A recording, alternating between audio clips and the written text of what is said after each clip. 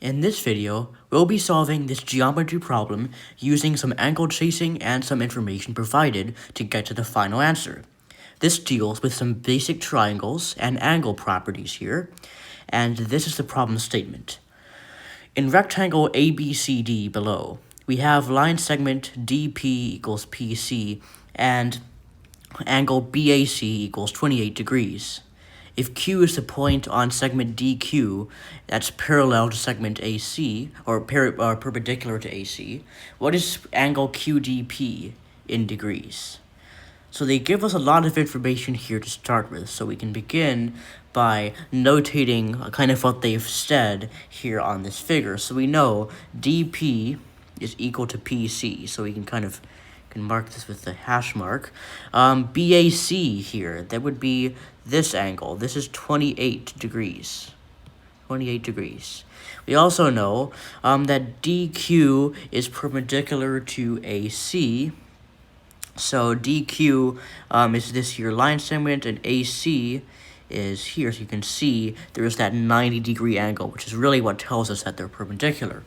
And so they want to know angle QDP. And so angle QDP is going to be this right over here. That's what we're trying to figure out. Okay, so that's what we have to work with. And since this is a rectangle, we also know that we've got DC being parallel to AB. That's a property of a rectangle. They're the opposite sides. They're two pairs of parallel sides. Also, DA and CB are parallel. And you can see immediately here we have a transversal AC. And this transversal AC is cutting through the parallel lines DC and AB. So we're just going to say transversal, it's kind of like listing the information here, transversal AC. That's how we're going to get to what we're going to do next. So from this information, we can use some angle theorems that we know that are related to parallel lines. So if they tell us that CAB, this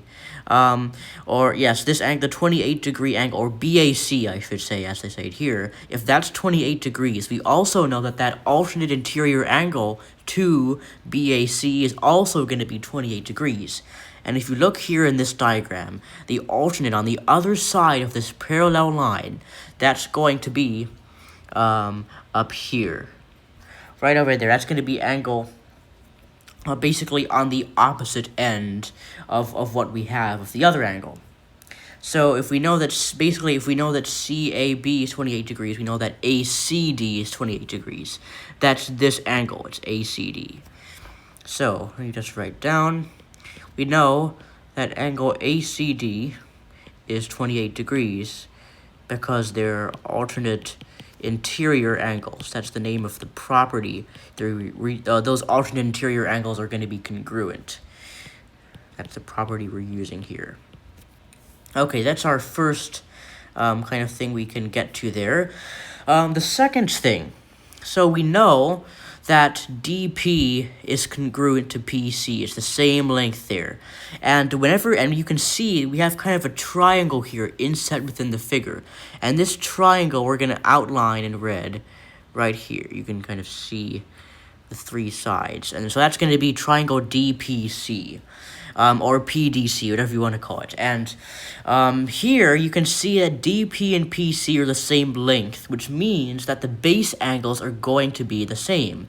And since we know this here PCD is 28 degrees, we also know that PDC must be 28 degrees, because they are both base angles, and they must be congruent.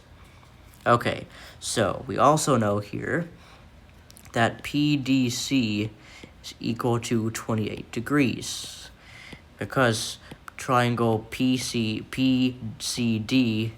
is isosceles.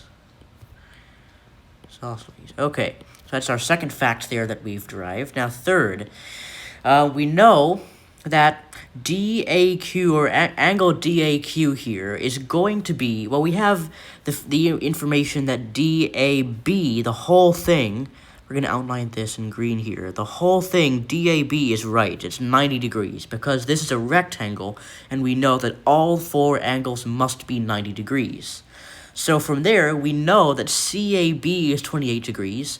So all we have to do here is do 90 degrees minus the 28 degrees to get 62 degrees.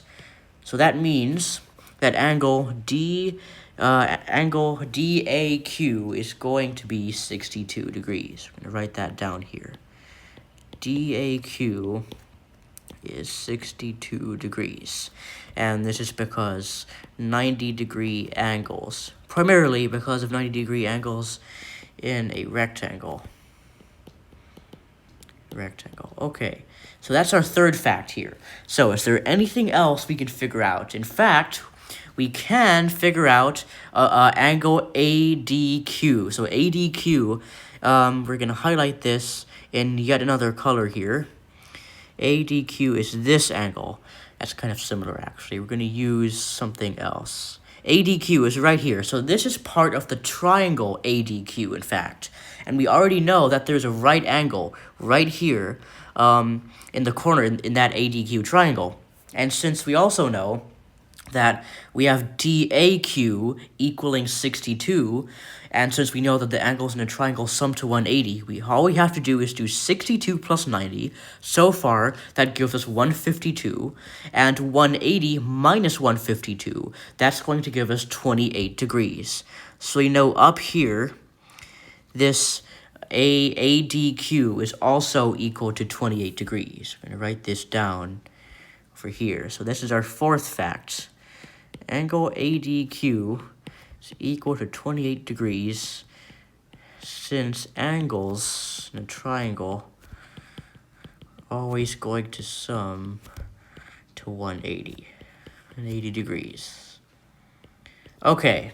So, in fact, there is a fifth fact we can figure out here, and this is actually pretty straightforward. We do have another angle, and this is QDP, and that is the one we're trying to solve. This is kind of like solving the question here. Our fifth fact is the answer.